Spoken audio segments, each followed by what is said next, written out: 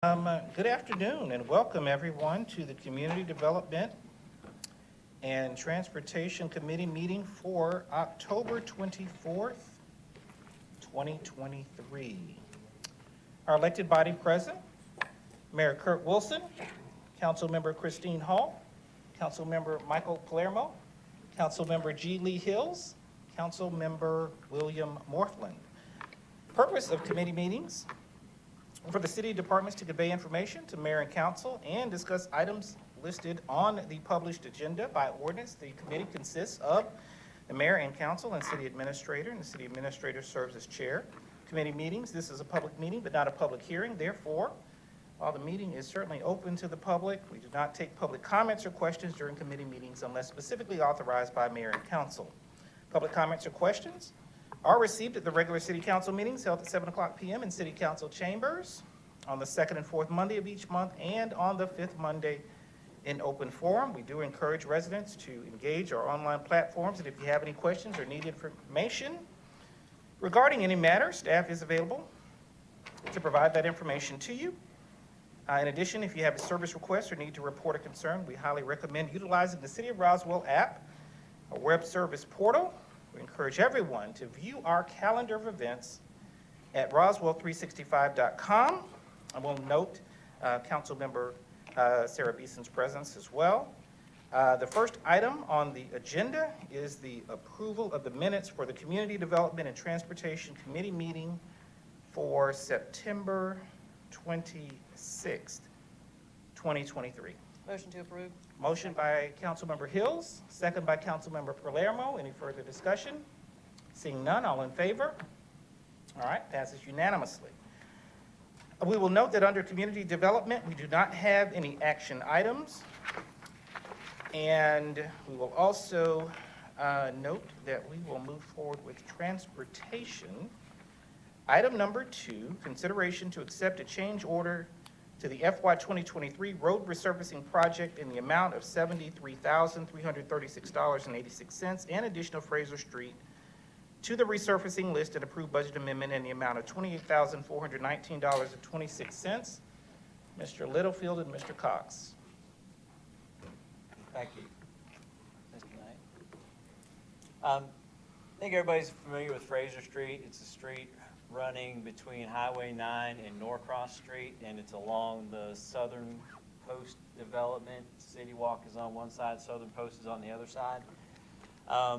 That street is in dire need of resurfacing. Southern Post is required to pave their frontage as part of the development. They're at a point where they're almost ready to resurface that road, but it doesn't cover the entire street.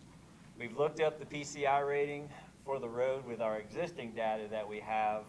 That rating is from a 0 to a 100, 100 being best, 0 being the worst. The current rating for that road is a 13. So that'll tell you how bad that road actually is. Add on top of that the construction traffic that's been in and out of there for the past year or so, and it's in dire need of resurfacing. If Southern Post were to do their portion of the thing, we would still have 2 bookends, one at the end of Norcross Street and one at the end of Highway 9 that would still have a PCI rating of an average of 13. So we thought we would attempt to enter into an agreement with Southern Post. We looked at how much it cost them to actually resurface the road. They had much higher costs than our resurfacing contractor. And it's most desirable to do the resurfacing in one continuous pull so we don't have pavement joints out there, which reduces your pavement rating. So we approached them with us actually performing the resurfacing with our existing resurfacing contractor that did the city's resurfacing this past year. We got a grand total of $73,000. If we would have had Southern Post do it, that continuous road probably would have been about $150,000. So it's a savings for both of us, Southern Post and the city. It's a better product for the city. And so we would like to enter into the agreement where the Southern Post pays us $28,419, and the city's responsibility would be about $44,917.60. And that's the item as a whole. We want to enter into an agreement with Southern Post, and we want to have a budget amendment that will end up, if, I say costing the city, there is actually an underrun of this year's resurfacing in the amount of approximately $200,000. So we're not asking for money, we're just asking to spend the additional money from the resurfacing project to complete this street. All right, Mr. Littlefield. Okay, Councilmember Hills. Thank you, Mr. Knighton. Kudos, Director Littlefield, to thinking ahead beyond just what is required for brand-new development in the city, thinking beyond that into the environment and how that'll impact our neighbors, our residents, our visitors, in looking at the entire street. So I really appreciate that and being resourceful on where we can pull that money from, which was, as you said, a surplus from previous work that came in under budget. So we will have a nice, pretty street right there. It is kind of beat up, it's old. And understanding, if things go as planned, that Southern Post will go online in February, so that's right around the corner. To have this finished up before that starts, or before they open up, is great. So I'd like to motion to approve, unless Councilmember Palermo has his hand waving. Councilmember Palermo. Thank you. I just have a question, because, so from the way it seemed to me is definitely the road started being fully destroyed when there was all those big construction, going on. It wasn't just that they were just destroying right in front, but really that whole street. So I guess I am glad you're thinking ahead and wanting to make sure to do the whole road. So that's I completely agree, and glad you had a surplus by which is fantastic. But nonetheless, help me understand why a large developer with such heavy equipment destroying the entire road is only having to pay that portion versus the entire area that they destroyed. They're required to pave along their frontage, and then if they had a utility cut, which they have, they go 50 feet beyond the utility cut. So it's a little bit outside of their requirements. The PCI rating that we have was actually done before the development started. So I mean, that's why we have a new PCI that we just wrote all the roads over the past couple of months, and we'll have that data in November. So this is actually an old rating, so it would have warranted being resurfaced, but it didn't make sense to add it to last year's project. We waited. So we didn't Appreciate wait it. till Thank they you. came online. And I'll second Councilmember Hills' motion. All right, we had a motion and a second question by Councilmember Beeson. Just wanted to confirm that we're going to wait until after construction is completed at Southern Post in order to do the full repaving, correct? Yes, as soon as they're ready, we'll be ready to move forward. We don't have an agreement signed until after we go to council, of course, but yes, we'll make sure that all the construction traffic, they still have a little bit of curb and gutter left to do, and a little bit of the base course of pavement and intermediate course, and then we're gonna cap it, and of course, mill the existing roadway. All right, question. All right, I believe we had a motion, Councilmember Hill, second by Councilmember Palermo, and then the question with Councilmember Beeson. All right, any further discussion? All right, all in favor? All right, passes unanimously. Thank you. Item number 3, consideration for the mayor and/or city administrator to authorize execution of a task order in an amount not to exceed $117,315 with the city's on-call consultant, Michael Baker International, for the design of the Jones Road Bridge Replacement Project. Thank you, Mr. Chairman. Good afternoon. As the item says, this is to start work on our concept and some preliminary environmental screening and our hydrology study on the bridge located on Jones Road. This is over at the western edge of Roswell, going into Cobb County. This is a project we've been looking forward to, given that GDOT recently completed their bridge inspection just in the past 30 days. The bridge is rated in fair condition and is going to be a candidate for replacement in the near future. We've already got the funds in place during the budget cycle, so that was a very positive note. We're ready to kick this off and get the concept going. And we're also going to have staff look at ways to do accelerated bridge construction, so when we do get to the bridge replacement, the traffic disruption is minimized to our residents through a period of only a few months. Next steps, if it's approved, it'll go to the upcoming council meeting for final approval, and staff can issue the task order and start the work. And the concept will last approximately 9 months. It'll take us into the summer. And funding is available in this account. Mayor Wilson. Thanks, Mr. Chairman. Dave, quick question.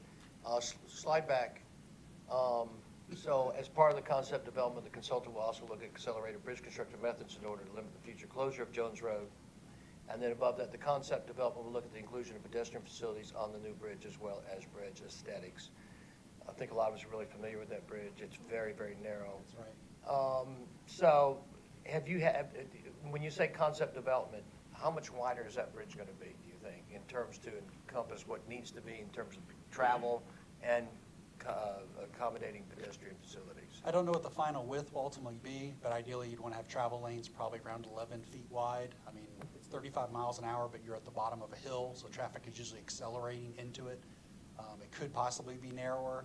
It depends if we want to have bike lanes on the bridge. We definitely want to try to at least have room on the deck for at least a sidewalk. I don't think it requires anything more than that. So you might want to have a little room there, so we do it as narrow as possible. I'm asking because really that direction is going to come from you guys, right, in terms of the concept piece. You're going to be guiding the Michael Baker International Group in terms of what you're looking for in terms of lane width, pedestrian facilities, bike riding. That's all coming from you. So I'm just asking that in terms of framing of thinking. Thank you, Mayor. Councilmember Morthland, that's off first. Councilmember Morthland. In discussing this earlier, we had decided that it'd be a good idea to go to Cobb County after the fact to talk about potentially splitting the cost of this bridge, doing a joint share of costs. Can you touch on that a little bit? Where Yes. we're putting this forward now, but we're going to be coming back and asking for a split scenario. Yes, if you recall, we recently partnered with Cobb County DOT to do the bridge replacement at Willio at the Cobb County line down by the roundabout. So given this bridge is our responsibility, we'd likely reach out in turn to ask for a similar financial contribution. I understand Cobb County is going to be redoing their SPLOST in the not too distant future, so we want to have those conversations now. So it's one of their candidates for bridge replacement, and hopefully there'll be an opportunity to share the funding. Councilmember Hall. That was my question, the Cobb County question. You beat me to it. I'm good. All right. All right. Can I ask a dumb question, Mr. Chairman? Mayor Wilson. It sounds really nice that we're going to go to Cobb County after we've already got it done, but why would Cobb County be incentivized to help us if we're already down the road? I don't understand. Why would we? Because we've helped them in the past, we've partnered in the past. It's not in their current SPLOST. And if we start approaching them now, they can put it in their future. And I mean, I'm not trying to be disrespectful. It sounds like a fairy tale. Like, if we're already committing to doing the project, and we're going to do the project, do we really think that another governing agency who doesn't have any reason to commit any financial resources is going to do that? We're only funding the concept at this point. We still have to provide funding for future design work, and if there's any right-of-way, we have to fund that. So there's plenty, the heavy lift is still coming.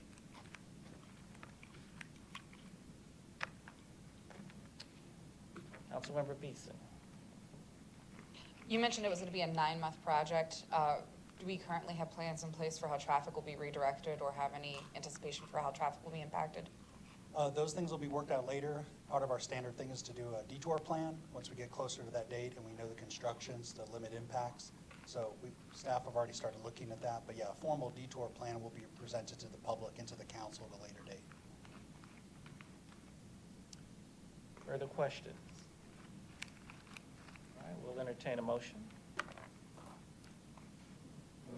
Motion by Councilmember Hills, second by Councilmember Morthland. Any further discussion?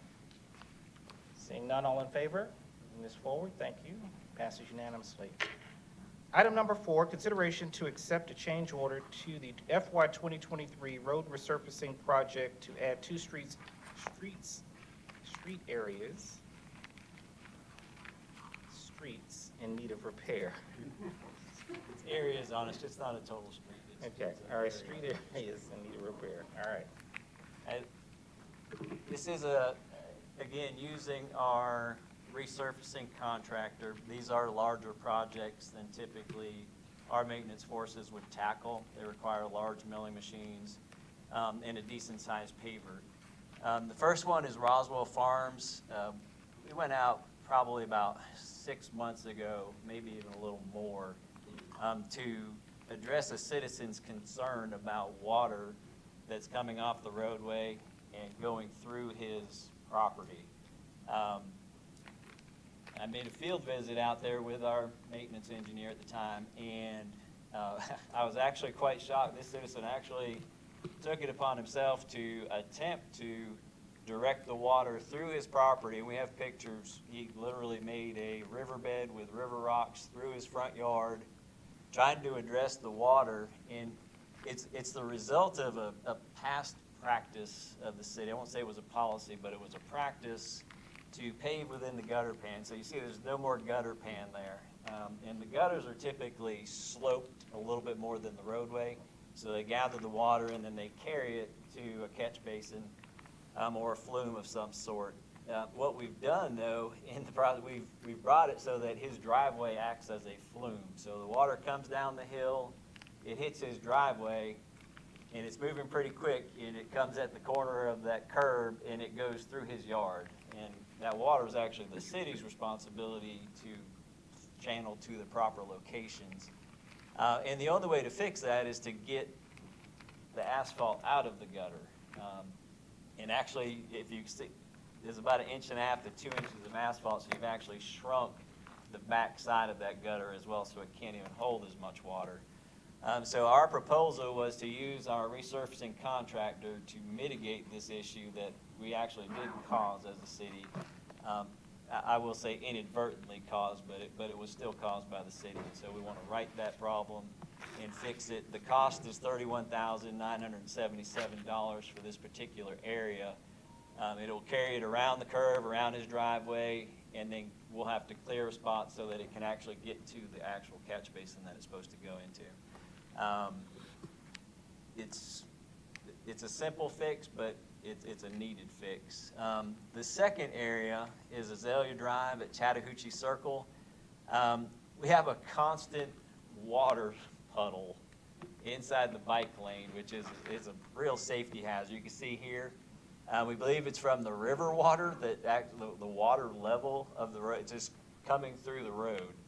And so what we need to, at the very least, do is mill that. You can see it's causing potholes, it's damaging the subgrade. We need to mill that out so at the very least it will flow across, and there is a catch basin that the water can go to. You can see in the top left picture. It's not getting there, it just sits there. Bicyclists hit it. They don't realize there's a pothole there because it's covered in water. The water also leaves debris behind.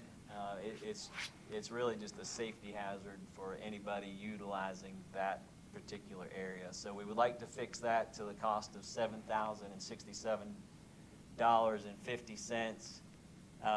Like I said, we did have $200,000. You add up the $45-ish thousand from Fraser Street. We're going to spend another $39,000 here, so we still have a surplus in the contract, but we would like to fix these two areas of pretty big concern, safety, and then other just stormwater issue that we need to kind of remedy until we can make the permanent fix. Mayor Wilson. Thank you, Mr. Chairman. Jeff, thank you. Dave, thank you. Obviously, all this work predates you, some of these decision makings. Can you go back to the issue 1, please? All right, so I'm looking, let me show the resurfacing there. So I'm looking at a paved road that the city of Roswell did at some time in the past. It was a while ago. And the city of Roswell paved this to the gutter, and there's no, to the curb, and there's no gutter. And I heard you use the word policy. No, it was a practice. Practice. It was a Sorry, forgive me, I don't think it practice. was- I can't find a written policy, but it was a practice. So I can understand maybe why someone would have done it from a aesthetic perspective, but I'm curious how, obviously you guys would never do this. I'm curious how the city would have engaged in this kind of activity from a professional perspective, and creating liability for itself from a stormwater perspective. I'm just kind of fascinated about it. How much of this do we have? There's quite a few sections. We fixed several along Shallowford just this year. We're still actually trying to identify all of the areas that are of concern. There's several areas that looks like it was probably a means of saving money where you do this so you don't have to mill the road. You don't have to mill. Yeah, but You think it's a saving money issue, or is it an aesthetic issue, or is there something else that's just driving the practice? I don't know what I don't know what the reasoning was back then. It's not a good policy or practice to follow. You hamper your stormwater. Which is a gigantic deal and going to be a It's a big big issue. deal. It also makes the street appear wider. People drive faster on wider roads. It creates a numerous amount of problems that we would like to fix. Well, I'm just asking because I guess trying to ascertain if this was a practice in the past by the city of Roswell in the past, and be interested in knowing where the governing authority was driving this kind of behavior towards incredibly bad stormwater practices, which create real issues for us in the current and more in the future. How much more of this do you think we're going to have to deal with? We have many more miles. Many more This miles. whole subdivision is pretty much in the same shape. So it's Roswell Farms. And we're fixing this one area because when we go back through, it will cost us more money because people have actually changed the elevation of their driveways. So when we go back through and fix this, we will literally have to replace driveways back to where they can fit into the curb and gutter. Would this have been a policy decision? Would this have been policy that had been driven down from the elected officials to potentially the staff at the time? It's possible, but I hate to speculate, but I mean. I'm just curious. I mean, this is a significant issue in terms of understanding what needs to be done from a professional capacity and executing something like this, and not just once or twice, but in a lot of instances. So by doing this, you didn't have to do as much work? You didn't have to mill the street, so you typically mill 1.5 inches and then replace 1.5 inches, and then you keep. And this is what we had in Willow Springs and Roxburgh. We had to fix all of There's Roxburgh. Several All. subdivisions and actually roadways like Shaliford. Yeah. Okay, Yes. thanks. And that's what we're doing with our current resurfacing. Costs us a little bit of money because we're doing some extra milling. It's a little, tough to get it out of the pan of the gutter sometimes because it's sloped a little differently than the actual road. Well, Jeff, I'm appreciative of you guys dealing with this, illuminating it, and solving the problem here.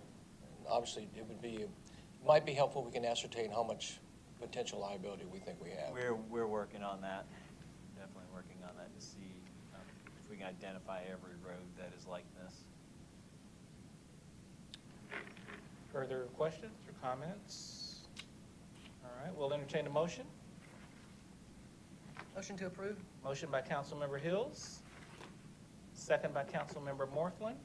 Further discussion? Seeing none, all in favor? All right, passes unanimously. Item number 5, consideration to approve a budget amendment to recognize revenue and increase in speed management and pedestrian safety project in amount of $10,000. Thank you, Mr. Chairman. This is an item we've already received the payment for in the amount of $10,000 from a developer to install a new pedestal-mounted traffic signal, which is located at the intersection of Dogwood Road and Riverside Road. I'll show a picture here in a moment, but their driveway ties right into the intersection for safety reasons. That was something that we did during the development process. They have already paid us the $10,000. This is just a budgetary amendment to transfer that into the speed management account so our staff can buy the equipment and install it hopefully in the next 60 to 90 days. This is the location. You're familiar with the intersection at Dogwood and Riverside. The driveway has to tie into the intersection because we didn't want it to have it tie into the lanes approaching the traffic light, because when it turns red, traffic backs up. It'd be an unsafe situation. We do have a few instances like this in town, so it's not uncommon. But again, the staff required the resident to fund the traffic signal pedestal, which staff will install to make it a safer situation.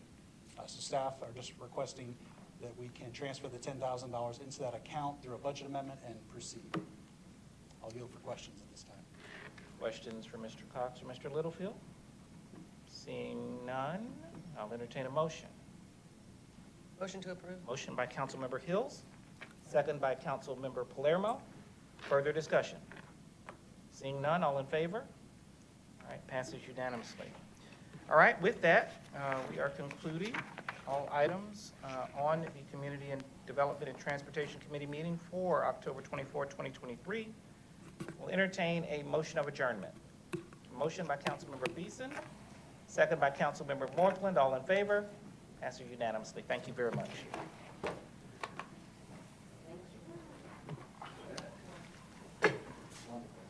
Yes, sir. Okay.